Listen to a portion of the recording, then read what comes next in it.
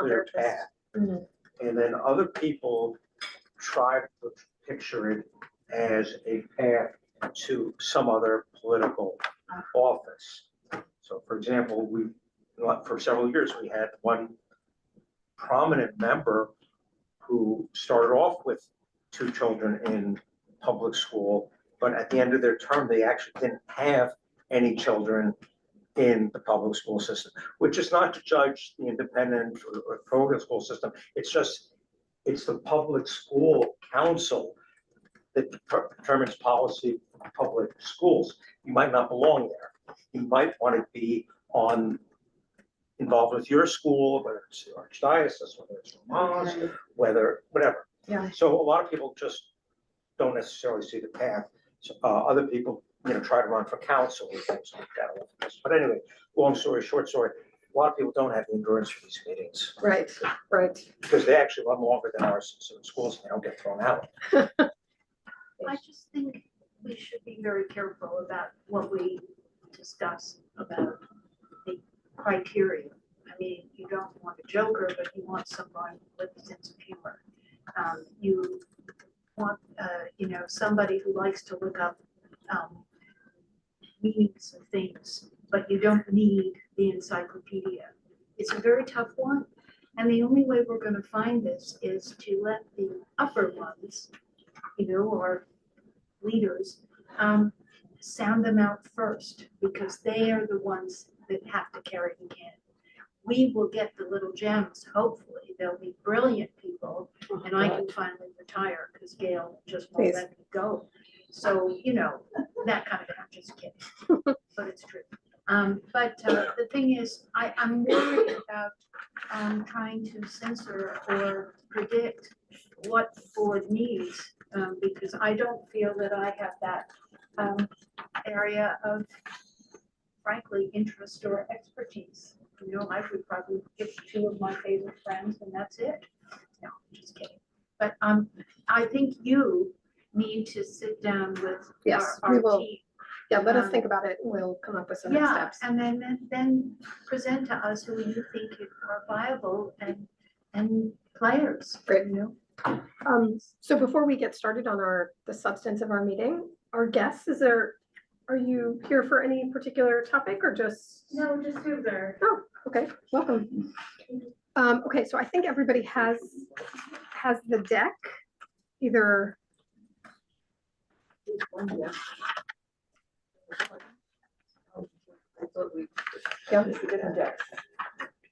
We may want to, the last person who was here is coming back. Okay. Upstairs.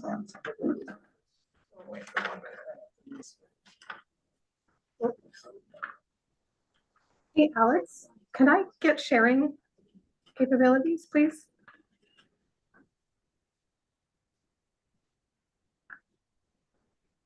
We'll work on that for a second. Anyway, so let's. Okay, so here's our agenda. There's many ways that we can handle our meetings, but rather than just being sort of scattershot, I thought it might be helpful for us all to come together and think about what our direction should be for the next 6 months, year, however long. So what this document is meant to be is, as a result of all the conversations that I've had with Tibita, with all of you, with Beverly, everyone has sent me like a list of, hey, I'd be interested in this, I'd be interested in that. I tried to gather all of that and put a little bit of structure to it so that we could talk about it. And then we can also hopefully come up with, what do we think our priorities are of all of the things that we could be doing? That is our goal. So as I was thinking about it, the roles that we play as a committee on Community Board 7 are, we have a bunch of statutory responsibilities. We have to review ULURPs, give our advisory response on those, DNS. In addition, we're also here to respond to whatever community concerns there are. And then there's a whole education and research/information gathering function that we can play. And then lastly, we could also be advocates for something. Affordable housing, for instance. There could be others. If anyone wants to jump in with additions, please. There is a project that was on hold for a long time, and to my understanding, it's resurfaced. and it definitely has impact and will be a Ewer. Morningside That's Heights. the Morningside Heights rezoning, Yes. which they included 2 blocks of Community Board 7. That was an issue, but it's been, we thought it was gone, but it's coming back. I Yeah, think that's here too. if we got ahead of it, Mhm. we'd be lucky because many people on the committee are not familiar with it. That's to begin with. And the current state of it, no one is agreement. City planning had resistance to things and gave instructions to the applicants to come back with information. We don't know if that ever happened. It's kind of vague, but I think we should get ahead of it. Yes, absolutely. That's on my list, but Okay. good to know that that's a priority for sure. And then just in terms of resources, we basically have all of us. We have Beverly. We have our soon-to-be public member potentially, and potentially an intern, maybe. So very limited in our resources, but we do have them. Okay. So here are the 5 sort of buckets of work that I thought. One is the active statutory work, one of which is Morningside Heights, for instance. I'll get to the details. I'll just list them for now. Affordable housing, NYCHA, streetscape, and then the sort of general other projects. Can I just, Please. I think that maybe I spoke to Shelley because I had about the particular project of the northern, because 2 members who were not major people spoke to me and said, oh, yes, no, we are doing this. Whereupon I thought, wait a minute, has that been communicated? I had not heard anything like that. And it is, remember, there are new offices there and there are new elected offices as well here. And in the time, the 3 or 4 years that this thing has been pending and going on, there's been a change in elected officials and so on. One thing is that I would only suggest quickly is that the major elected official who represents our board, Board 7, and indeed Board 9, and please correct me because I'm not every place, so I may not have the right facts, who we rarely, if any time, ever see coming to Board 7. He's been coming recently. To some, recently. Sean Abreu. If it's recently, it may either mean that there really is something happening or he's understood that. So I think that it's not hard for either you or the others to make the inquiries, both to Board 9 and of course to the borough president. Remember also, they're all changing offices. And so we've got another thing happening. This can be done, not only you two, of course, but with others to make the, and learn about it, because everybody is nervous about it, but it's likely to be happening, but will it be again in the next 6 months when there is all this business with elections? Go ahead, Richard. The other major thing that may come up in the next 6 months is the ABC side. Yeah, Exactly, she has it. In the beginning, when there were negotiations that I became accused out of, there was a reason for secrecy. There was a negotiation that the developer insisted on. It's now, as I understand it, that city planning's in the mix, and it's coming to a conclusion. So city planning will come up with the design or parameters, and it just seems to me that we ought to insist that the players come here, disclose what is on the table, so that at least before there's any alert, we have a chance to weigh in. yes, absolutely. So next month, there'll be an update on that. Okay. Yeah. Good. It's not quite as clear as you're saying. City planning is in the mix, but it is, no decisions have been made. Will the update be by them or just us sitting around? I'm sorry, what did you say? I'm not sure. I'm hoping Gail will be there as well, Beverly. But whatever we can learn is more than we know now. Absolutely, yeah. I'm just questioning where it fits into the calendar, because I know it's, 3 degrees out or something like that, but in terms of community board processes, summer is not that far off. Please. You're suggesting that we move summer up? No, I'm just saying that it's gonna be like, if they're working on any kind of timetable, it means we get it in June and It you would don't be, know when it is. it would be very helpful if if you say you use the next month, you think something may be happening. I can't speak to something happening, but I can speak to there will be an update. Because Okay, so because there has been absolutely no update to this committee, to the board at all, except for the 2 or 3 people who have had several meetings with architects and so on. That is a somewhat different practice in my long time on Board 7, for it to be so secret for 3 or 4 people with no reporting at any point in many, many months. So I now know, because I got information, I don't even know if it's accurate, but it was told city planning has changed the way it's going to handle it.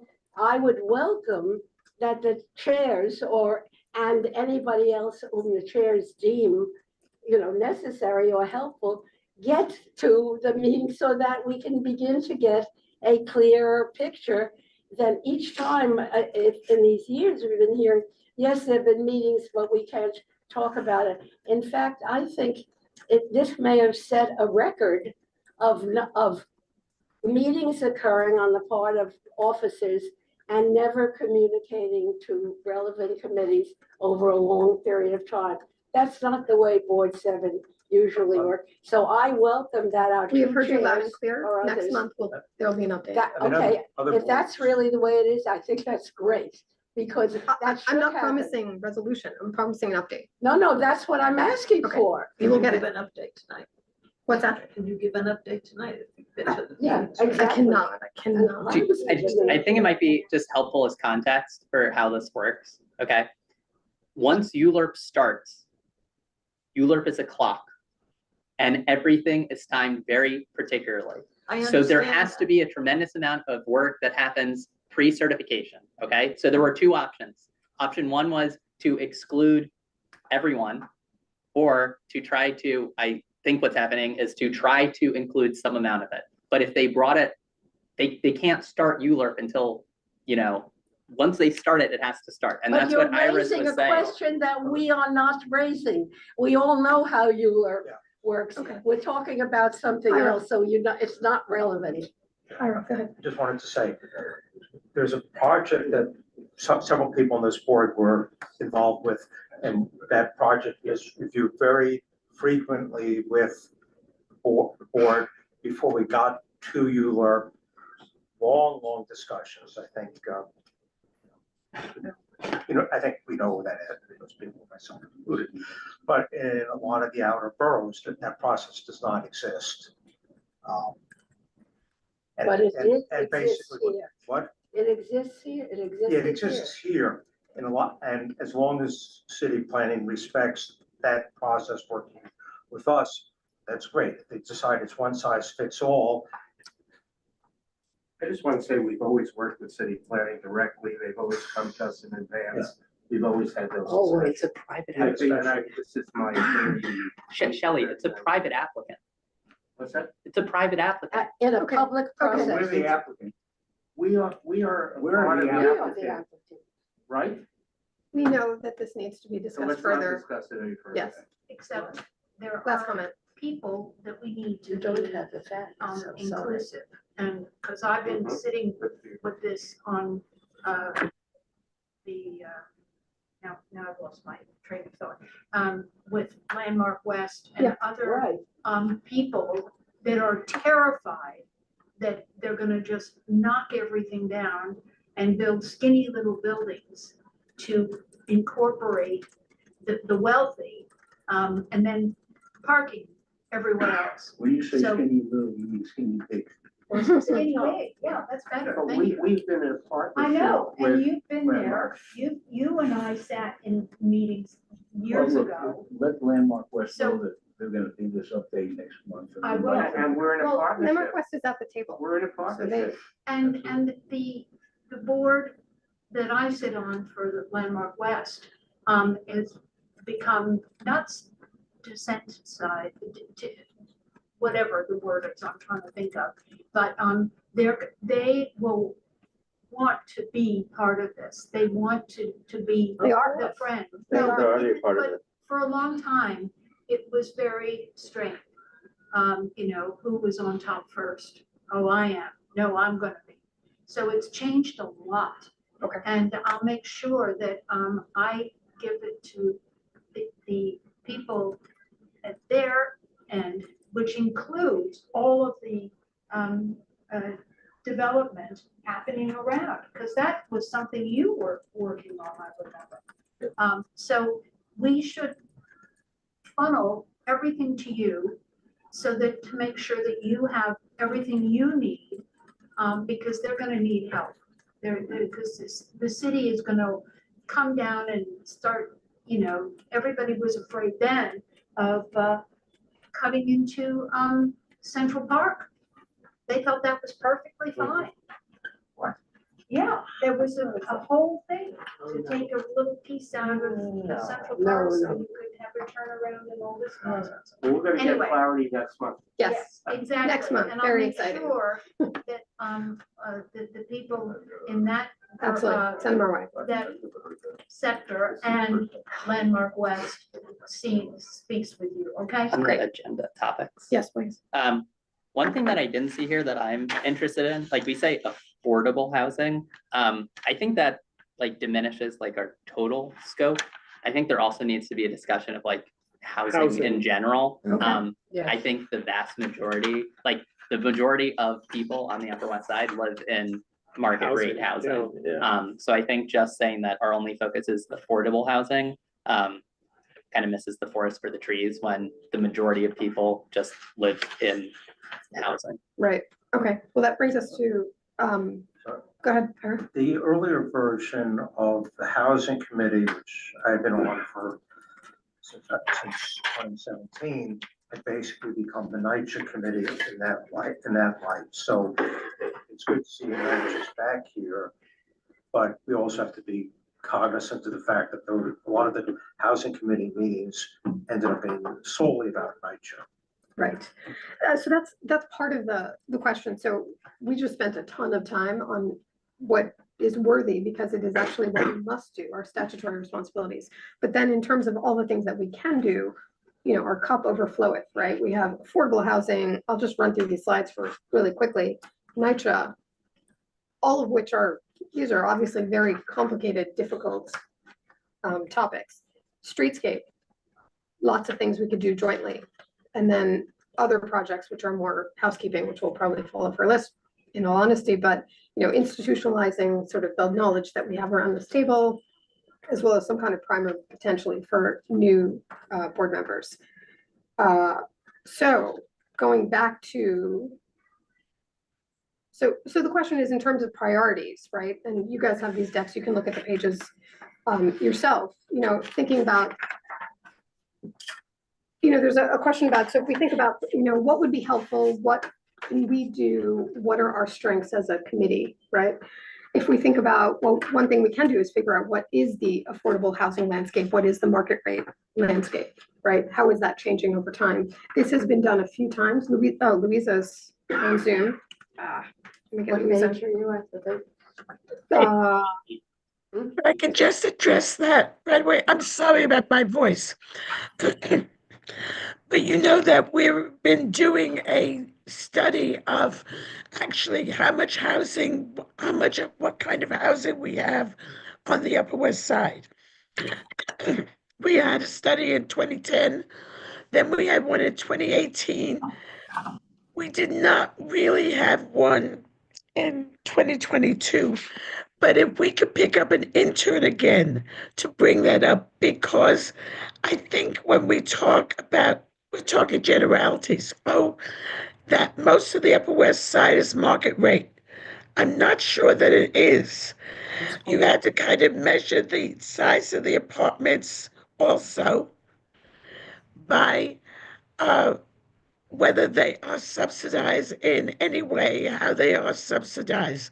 And so one of the things I would like to suggest is that we could pursue once more getting an intern either from the foundation of the city of New York or actually going to either Columbia, Hunter, or NYU and their planning departments and asking them for a student who is interested in a project for their senior thesis. We need that kind of data because otherwise we're talking a little bit into the blue about, we're talking anecdotal evidence of what we know about the buildings that we live in or the people that we see in Sabars. That is not actually anything to really base housing policy on.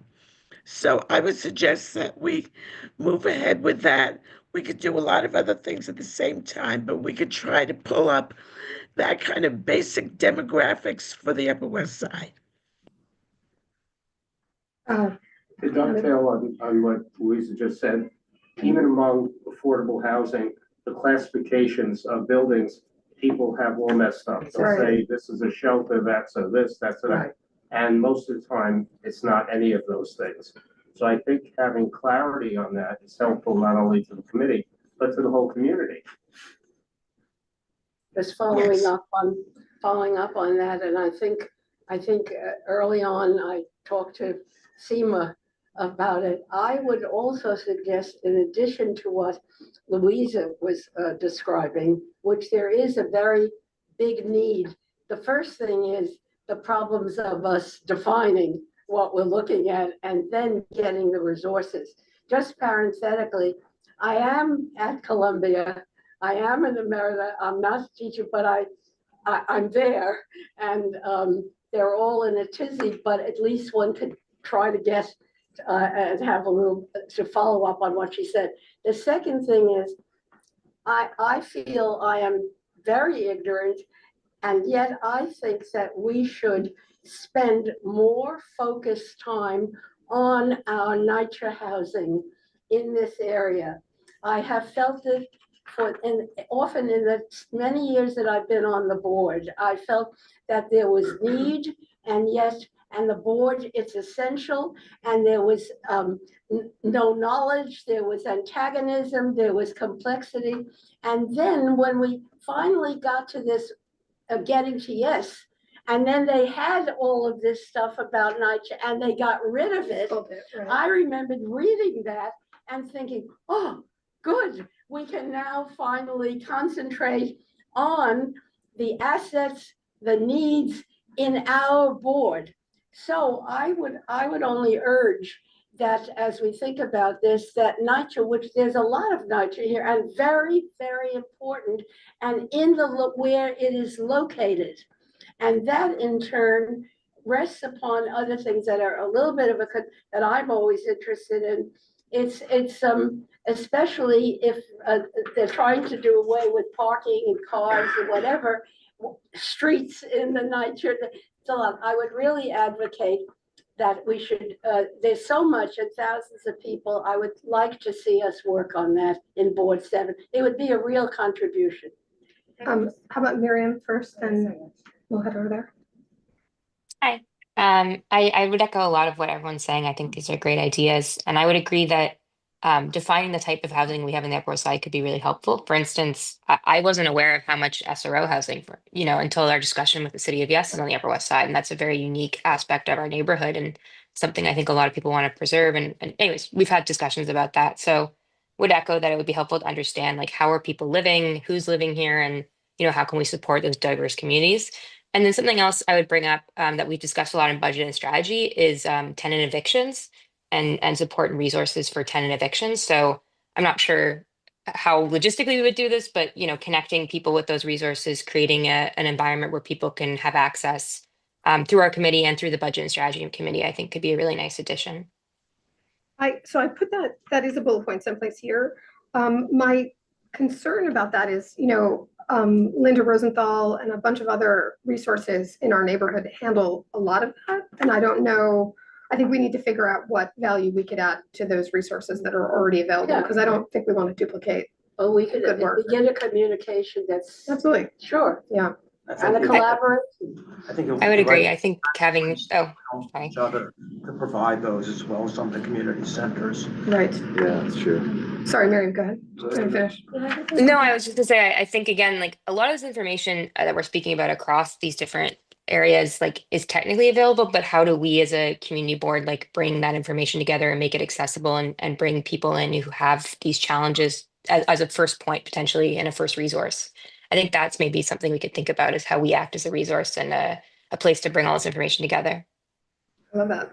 Yeah, if I can just piggyback on Yeah. what Ethel was saying about nature, like we saw some board members who were like very open about the fact that they live in nature housing, and to my knowledge, that's not the case anymore. I've been on the board 4 years, and it seems like we've had less and less, and I think we're now at we have no nature members on this board, and there's a lot of nature housing within our purview, like a lot. Yes. And so beyond just like the massive developments, there's a lot of small houses that are not as obviously nature.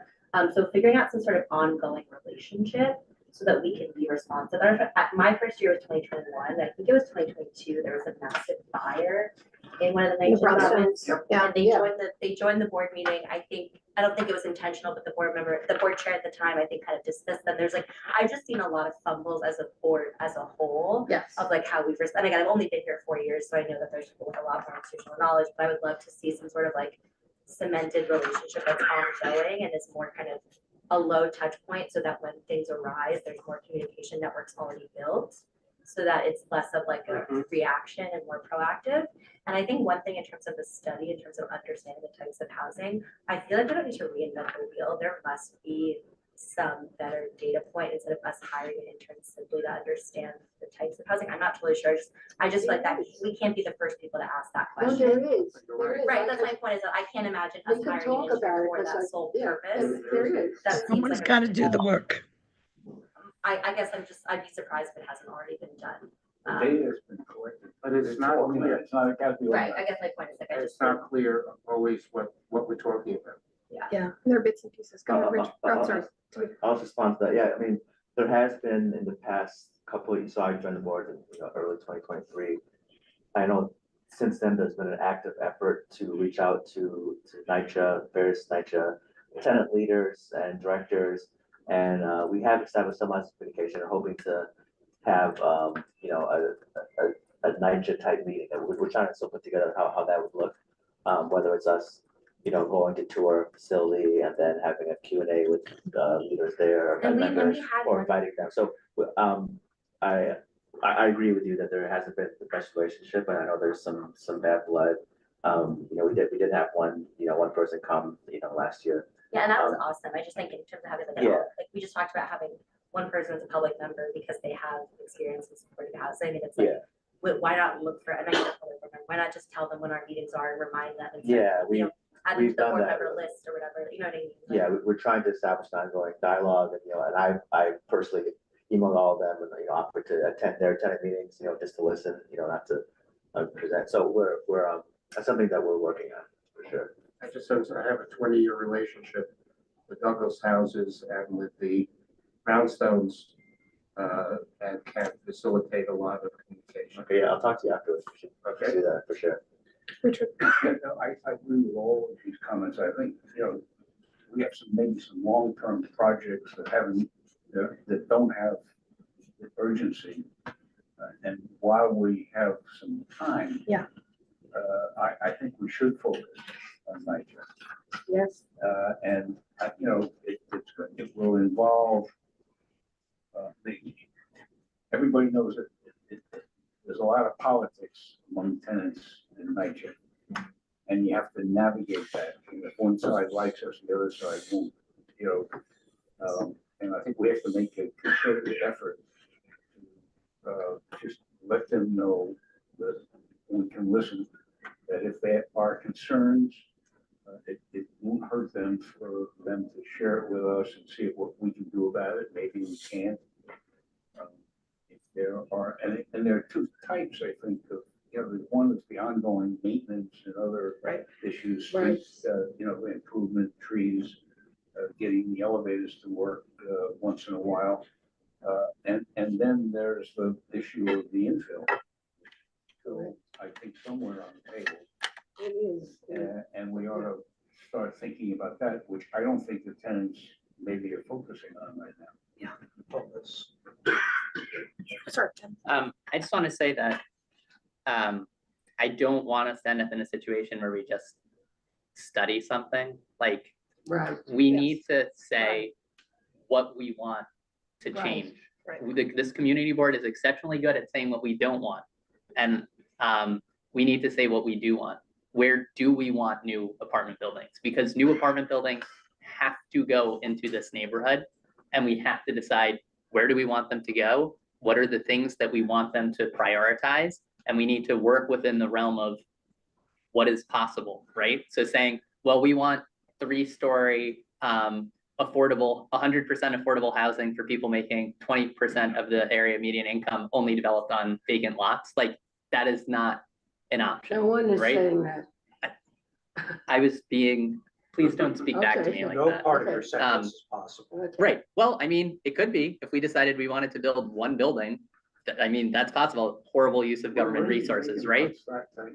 There are a couple, but I think that's the thing, like, we can, Ira, we can decide to study this to death, but I think we need to have an agenda of like, we're gonna, here are the questions we have. We're gonna answer those questions, but the ultimate goal needs to be to come out with a plan that says, this is what Action. we want, because otherwise things are just gonna keep happening to us and we're gonna say, well, we don't want this. But, we have reached a point where the Upper West Side is going to start violating HUD guidelines for affirmatively furthering fair housing, right? And when that happens, we can either say like, okay, that's fine, we don't care that our neighborhood is getting more segregated, or we can say, this is how we want to do something about it. I think Adam, is your name? Yeah. Oh, I think what he's saying is we have to focus on what's possible. And by all this talk about NYCHA, there's only so much we can influence there. So we could focus on it a lot, but I think it's going to be a lot of wasted effort. We should just focus on the things we can actually have an impact on. I've spent many years on the transportation committee, and we often face the fact that we actually adopt resolutions that are just not practical, and we don't hear anything back on them. So again, I think we could talk about NYCHA till we're blue in the face, but if we don't really try to focus on the things we can have some effect on, we're wasting everyone's time. I've said this before in the meetings, I'll say it again. The amount of publicly owned land in CB7 is limited to NYCHA, public school playgrounds. Both of those have been put on the table before. Those have both been resoundingly rejected, no matter what the benefits are. There were 3 pieces of publicly owned land. Those have all been built out on, okay? 108th Street A, 108th Street B, 96th Street, and there's one that's evading me at the moment. But that's 3 arms. That's it. So the idea that there's going to be a piece of new construction, 100% affordable, it's not But happening. that's just what we're saying. 96th Street's a very unusual arrangement. And I think all of us sat in most of us sat in the ULURP for that. But those opportunities don't exist anymore even for that. And so we shouldn't be spending our the idea time on that them. we're going to advocate for new ground up affordable housing, let's be real. Yeah, that's true. Just to give an example to contextualize what I'm talking about, there's the building going up just north of here, or sorry, just south of here, right? On Broadway and 84th or something, right? There's like the very high-end senior living, and on the south side, that building's going up, right? That was by right construction that didn't go through ULURP, right? And people are very concerned because that building matches the context of Broadway, but because of the way that financing housing works, that is going to have fewer units in it, even though it's a bigger building than it did before. There is a world in which if we as CB7 had said, we think that new development on Broadway should be slightly taller And we're willing to say that we want people to go through ULURP and we want MIH to be triggered by ULURP, which would get us affordable housing. And in exchange for that, we're willing to accept a taller building. Like, that's something we can say. We can say a 30-story building on Broadway is fine because it gets us more units and it gets us affordable units. We can also say that we don't want that. But then what happens to us is this, where we get fewer apartments and they're all very high-end apartments, and we have to deal with all of the crap from the construction anyway. So I just want to put forward that, like, we can say that we affirmatively want things and get things in return. Otherwise, things just get done to us. Yeah. Shelley. That's a good point. Yeah. I want to challenge anybody saying there's no possibility of doing anything in NYCHA. I spent 5 years on the Age-Friendly Commission and got a request for proposals from the mayor's office for 3 senior supportive housing buildings on NYCHA land with priority given to the people there. They now exist, they can be seen. They're all beautiful, they have green roofs, they have health centers, they have senior centers for the community. And we could do that at Douglas if we wanted to. There are things out there that have happened which people said couldn't happen. So let's not. No, I agree Hold on, with Ira, hold I'm on. not- Can we go to I've Louisa? done- I've- Can we just go to Louisa first? She's been waiting patiently. Go ahead, Louisa. Okay, I just would like to point out, following up on the 30-story buildings on Broadway, that we could look at it in terms of the long run and go and push legislatively that every single building coming up over a certain height must have a special permit. First of all, the minute it needs a special permit, they have to negotiate with us. The problem right now is that all of these buildings are going up as of right, and they have the right to do that under current zoning laws, and they don't have to put in any affordable units at all. And we can actually start to fight that, and we can try to deal with the city council, can pass laws, and they've just rezoned half of the city in ways that were very beneficial to developers. Why can't it go in the opposite direction? The thing is, if you have a special permit, they must negotiate, and then you have to have a certain amount of affordable housing. I don't know about MIH because MIH is a program that was never meant for a neighborhood such as the Upper West Side. But there are other kinds of, it can be switched around and moved around a little bit to accommodate what we have and what we need. Okay, Ira, you, sorry. I was just gonna say, I'm not arguing that you can't do it. I've done it. And look at my LinkedIn, you'll see it's there. But in the batch that was done at the very end of the de Blasio administration, where they put a huge number of, was it de Blasio or was it Bloomberg? Was that the Bloomberg? Sorry. They did a study across the city, they identified sites, they put in, a number of those actually went out to RFP. That was innovative. Stanley Isaac's houses, I won't go into that, the design there was awful. And I won't go into details of that because I worked on all of them. But, and I know that Mark Ginsburg has done some very nice stuff doing this. But and then on the other hand, we have the story of Fulton houses, which seems to be going nowhere again. So there's a huge amount of potential, but there's a huge amount of fear into it as well. May I ask, do we have a schedule of when, how long we're going? How about 10 more minutes and then we'll wrap up? Oh, I thank you. just have a news item. Please. This weekend, during the long weekend, I walked across 80 Feet Street, which is where I live, and the avenue, and all of a sudden, there were 30 dump trucks lined up all the way down, the avenue. And I thought, well, this is funny. Parking? What are they doing? So they stayed and then they disappeared. And now the corner building on 88th Street, Where Mermaid Inn was. yes. Yeah, is 88 gone. where, Amsterdam. The corner building is gone. Yeah. It went. Oh, yeah. It's where Mermaid Inn, over 203. Mermaid Inn used to be there. Yeah, Oh. it's gone, and then the next one is Yeah. gone, and then there's two that I guess they're fighting, trying to get the tenants out.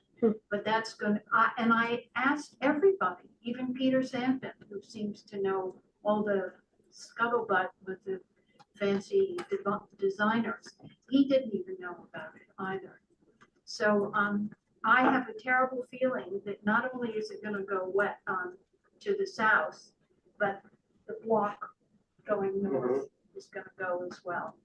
So, I don't know where to, if you just keep your eyes and ears Yeah. open, because the neighborhood is going I mean, it's- to want. To Adam's point, right? It's, stuff is happening really quickly. Yes, Yeah. and I need to go. Same story at 96th Broadway, May I say something, since I think are supposed to each speak before there are repeat speakers? Yeah, please, Jamie. Sorry, I didn't see your hand. It's hard when you're on Zoom, you get forgotten. Sorry. Okay, so I would like to say, first of all, thank you to Shelley and Ira and others who've done so much work with NYCHA. And as a person who's grown up, I grew up on the Lower East Side, the great land of NYCHA, and in Mitchell-Lama. So I want us to not forget Mitchell-Lama. We have some Mitchell-Lama developments as well in our district, Strikers and I think Hamilton, and it's not as prevalent here as in other places, but maybe when we're looking forward, Tibita and Seema, to our agendas, we keep them in the mix. And what I would ask is that we not segregate, for want of a better word, the different communities within our district, NYCHA and Mitchell-Lama and Market Rate, and think of it all as one community trying to be a part of the larger, district, as opposed to the segregated. And I would also ask that we not be paternalistic about it. For example, when we're speaking about NYCHA, that we think of them as one of us, or us, since I grew up amongst my friends and colleagues and my mother who still lives where I grew up. So speaking as a person of color, I'm very sensitive to the language we use when we talk about people in subsidized and low-income housing. And then the last thing I want to say is I want to echo what Adam is saying. The only way to get more housing is to build more housing. So I, for one, don't think it's so terrible that the buildings came down on 88th Street. It depends on what goes up in their stead. And that's our role, to be active and engaged in making sure we're comfortable with what goes up, but also to be actively pursuing new construction rather than reactive to what happens after the fact. So, I came on the board on the side of affordable housing, but also just housing, because people are leaving our district because they cannot afford to live here. And that means our friends, our children, our grandchildren, and of course, seniors who can't afford to stay here. And that is a tragedy. So that's my concern. Yes, to your proposal and your thoughts, but this building went down over 2 days. And the second building is going down tomorrow. There were no stickers. There was no indication. I live right here. I live on 86. I know all about it. There actually was indication. Mermaid Inn moved out almost a year and a half ago. Yes, but they tried to put other. No, they didn't. No, they were told that one went, but then the middle ones then got chucked out as well. And nobody knew what they were doing, but they wait until they have a holiday and they have 2 days and, 16 lorry loads of brick disappeared in those 2 days. Yeah. So, I have one anyway, more thing. I've gotta go. That's my news. I'm sad, but happy because maybe it's gonna be something glorious. Richard, go ahead. Thank you, I guys. agree with the comments that Aaron, and Louisa made. There used to be a much better regimen for special permits Yes, decades ago. right. And we were able to negotiate some very nice resolutions with landlords. They were, Right. because the benefits to the landlords were significant. They would go from 10 to 14.4. My sense is that current city planning philosophy is they don't like special permits. Yeah. And without special permits, there's nothing we can do about what goes on at 88th Street or what goes on at 84th Street. So on the other hand, there's just been a major rezoning, and I have no idea whether there's any appetite at any level of the city government for a new one. But maybe we can do something kind of modest, just say, that all buildings zoned over a certain level Right. in Community Board 7 are subject to MIH, Right. and which requires That's interesting. Yeah. special permit. Yeah. That's a kind of a discrete thing that we can do, and I don't think there's a lot of dissent on this committee about it. And I think it's, but, I'm not sure it'll take a lot of time. We can find out from Gail and others whether it'll fly, but it may be worth a shot. Well, if they ever get a mayor and deputy mayors to run things, because there isn't anybody doing it. Okay, Adam, Let's hope. can I also just, Adam, before you go, Yeah. I just want to call your attention to page 10, just to, in the interest of completeness, and see if anyone has any appetite for those issues, or we just put them on the back burner. Now, Adam, go ahead, sorry. Oh, I was just gonna say, I think based on this conversation, it might be helpful for us to start with just a discussion about like special permits, ULURP, MIH, because I think some of the things that have been said tonight are unfortunately not how things work. And also I think we would really benefit from, I don't know how many people went to the borough president's presentation on this, but getting a discussion about how projects pencil and what is and is not feasible. I think those two things would really, in addition to understanding what the landscape is, understanding how a project happens, how much concessions to the community like affordable housing cost, when that's possible, things like that, I think would be really beneficial because, going back to this building on 88th Street, well, the reason we didn't hear anything about it is because it was done, the new proposal is completely by right. As of Right? It's not gonna go through ULURP. And that means there is no MIH mapped onto it. There is no special permit or anything. But if we wanna say that should have gone through ULURP, that would require us to have downzone the site, which is never gonna happen, right? But we could have said, we want the site to be bigger, actually. So I think those two things would be really helpful for, I think, the whole board to understand how this stuff actually works instead of, One other thing I'd like to put on our radar is SRO housing. Apparently City of Yes, or City for All, whatever it's called. City for yes, City of yes. It's City for All, the city council. person. Yeah, Oh, Yeah. Housing for all, I think. Yeah. Yeah. It, Exploring SRO would be very, very important exactly. because So we have the history. it removed the zoning prohibition against new SROs, but there's apparently a bunch of other places in the city code regulations, legislation, I don't even know what, where. MDL and HM. Yeah, but I think that's something that we Multiple could dwellings, wow. actually advocate for and achieve. But MDL was the state law, Yeah, but still, just reminding everybody. yeah, That absolutely. requires data. Yes, absolutely. Well, we have, so that is, to Louisa's point, we do have 2010, 2000, what were the years again, Louisa? We have like Just to show the various points in time to show it. deterioration of- Exactly. So we do have that. We don't have it for right this minute. We'd love another data point in time. Did you ask for this, should we consider the street thing? I think. Yeah, you yeah, so started streetscape, to say anyone? that. On the street thing, Yes. of the four Oh my gosh, sorry. I I'll go. don't know how to alphabetize. Thank you. I think the thing that's the most concrete and the thing that's most pressing, and that maybe we can do something about is scaffolding. The borough president's on his high horse about it. Right. My wife is on her high horse about it. And, so, you know, between the two of them and us, maybe something could be done, but it's something to focus on. Okay. And to do that, I think we have to first get in touch with the borough president, see where he's at and what his view of the landscape is. Yep.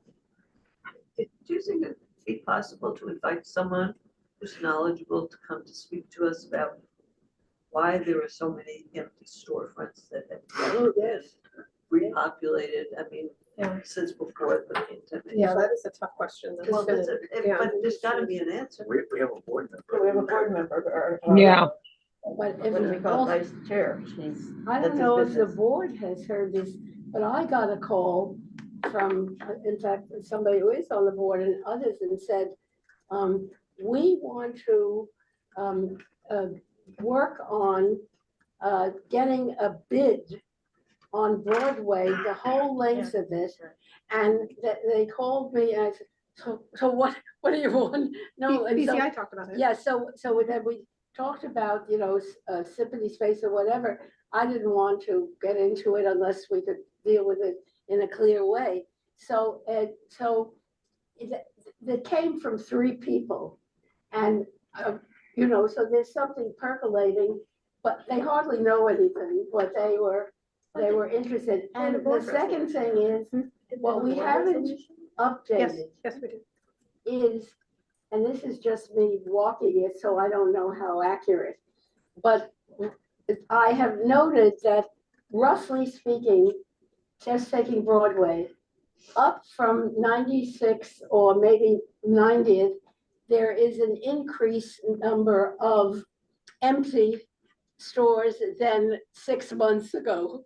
Now, there's also little blocks with little stores on it, but it goes up to 110th Street. And when I walked there, I was flabbergasted at the change there. It's very active and more stores in our southern part, but it really seems, so I would think that if we can, not overburdening ourselves, I think we should do some work on this stores and what you had here. It's valuable and worth at least getting information on and help. Howard. There was a big article in Cranes that addressed exactly that. Yes, In full I read it. disclosure, I wrote it. Oh. Hey, so great. you're our expert. It was one. I'm not an expert, I just wrote the article. This was about 3 years ago. Oh, Could you send it to us? Oh, sure, I'll send it to you. Yeah, Okay, no, thanks. There's another one in Cranes. I'll distribute it. Yeah. Okay, so Sorry, go ahead. I was hoping we were actually gonna leave, but. Yeah, we're done. But on the empty Did storefront. Gail do a study also? She did a survey of empty storefronts on Broadway. Yeah, she did. Yeah, Yeah. I was gonna Sorry, say that one second. number one, our own vice chair, Doug Kleiman, Yeah. who's a commercial real estate broker, can tell us a lot. But also, it's been a big issue with Gail for years. Yes, and yes. She probably knows more than we could possibly put together Right. ourselves. Yes. right, okay. Okay, Great. so we almost done? Yeah, I know, I think we're, motion to adjourn. yes, thank you.